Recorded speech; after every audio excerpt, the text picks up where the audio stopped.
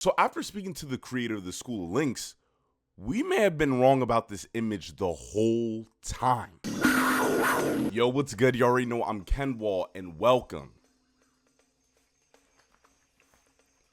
to Uncover Before You Explore. This is a new series where we will continually expose and reveal everything you need to know about an upcoming game before its launch. Today, we start the adventure into The Witcher 4. No, I'm not trying to build hype. We saw how badly that went.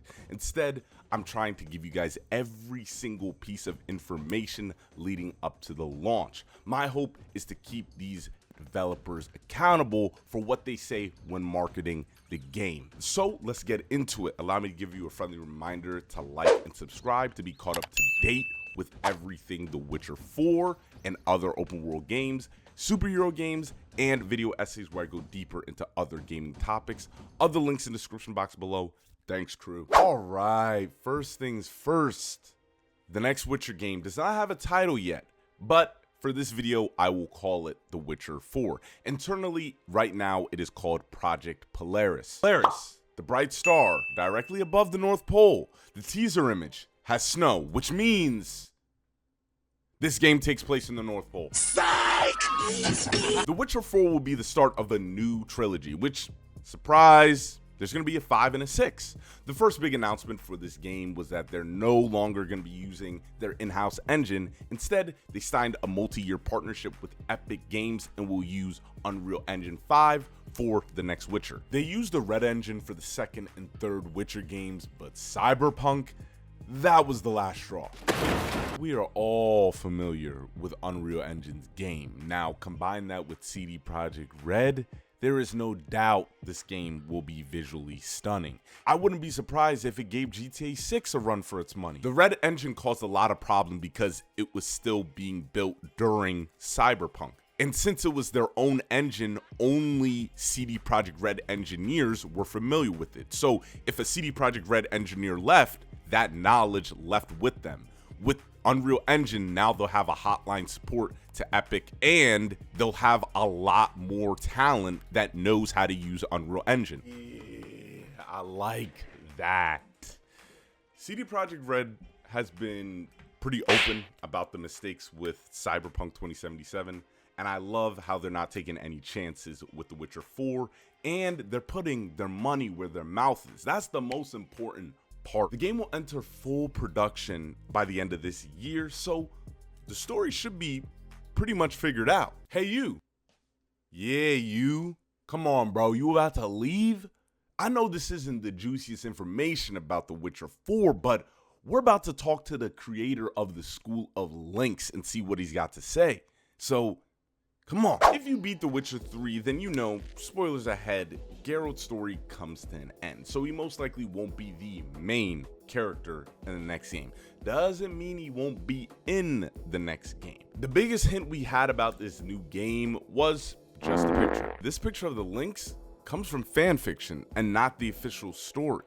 Even this was a big surprise to the creator of the School of Links. As someone who found out about The Witcher in 2015, I had to do some research. I went to the wiki fan page and found the creator's Twitter account. Shout out to Smimky Lorebringer. In his what if scenario, at the end of The Witcher 3, Lambert goes off to create this school. They mix teachings of the cat school, wolf, and Yankee, since they do use guns. You get it? Yankee's another term for an American. Oh, you thought it wasn't funny? Fuck you then. As I said earlier, the teaser image with the Lynx medallion doesn't necessarily mean the School of Links, as in Smimky's. When Smimky told me this, I was so confused because I could have sworn I saw an article confirming that it was the School of Links, but turns out it was wrong because the communications manager for CD Projekt Red, all he did was confirm that the medallion was shaped after a lynx, not that the medallion was from the School of Links. So that is where the confusion lies. It turns out it may even be just a coincidence since Smimky himself reached out to CD Projekt Red. We don't have official gameplay details yet. For now, all we have are just tidbits. Out of everything that was said about the game so far, the game director does offer some type of substance. Alongside hardwired story moments, The player must also be able to have freedom, feel like they are free, he said. Starting from the construction of the character, our pressure point is immersion. It is about the possibility of choosing your own path. Also, the build. Obviously, because being an RPG, the player must be able to build their character as he sees fit.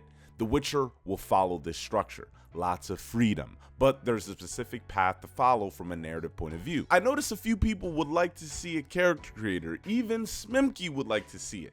They do stress words like freedom and choosing your own path, but I don't know. Isn't that a typical buzzword that would be involved in any type of RPG? CD Projekt Red is very narrative and lore focused, especially with the Witcher series. Also, CD Projekt Red wants to maintain a distinct difference between Cyberpunk and The Witcher.